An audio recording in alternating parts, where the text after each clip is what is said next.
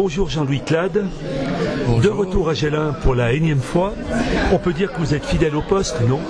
Oui, mais vous savez, quand on est bien reçu comme on est reçu à Gellin, c'est toujours avec plaisir qu'on revient. Qu'est-ce qui vous incite à écrire? Qu'est-ce que vous revendiquez à travers l'écriture?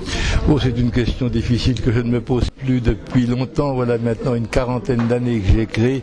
Bon, c'est devenu un peu comme la cigarette ou l'alcool. C'est devenu une addiction, quoi. C'est une nécessité.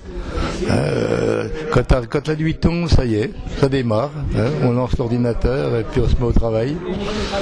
Et puis le matin, en se levant, on se met au travail. Et puis l'après-midi, on se met au travail. Voilà. Avec votre livre 101 lieux qui ont fait l'histoire de la Franche-Comté, vous semblez assumer parfaitement votre statut d'historien. Qu'est-ce qui vous a incité à choisir tel lieu en particulier plutôt que d'autres? Oui, c'était pas simple de choisir. Justement, d'ailleurs, c'est pourquoi l'ouvrage s'appelle les 101 lieux et non pas les 100 lieux comme il avait été prévu à l'origine. On a mis 101 lieux parce que cela laisse supposer que tous les lieux n'ont pas été évoqués. Alors les choix, vous avez des incontournables, vous ne pouvez pas échapper à certaines choses, et puis d'autres qui sont beaucoup moins connus.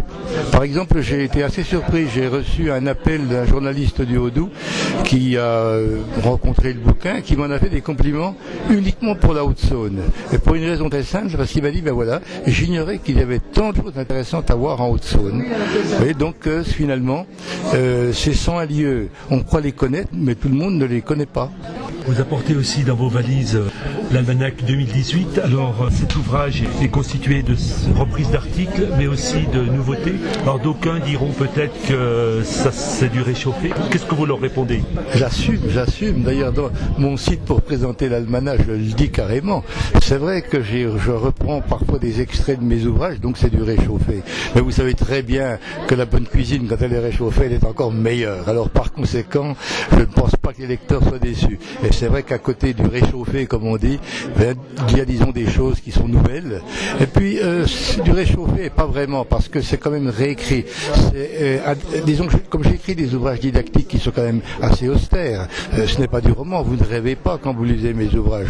Donc la forme almanach permet de représenter les articles de façon plus simple, plus accessible, et puis plus rapidement.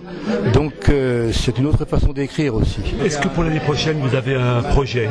Ah oui, j'ai un projet pour l'année prochaine avec un photographe qui est fort connu du côté du Nord Franche-Comté plutôt qu'au Sud Franche-Comté, Marc Peignard, qui a été photographe à l'Est républicain pendant pas mal d'années. Et nous avons un projet dont je ne vous révélerai pas la teneur tant que ce n'est pas publié. Nous gardons le secret, mais nous travaillons sérieusement sur l'ouvrage qui doit être fini à la fin de l'année.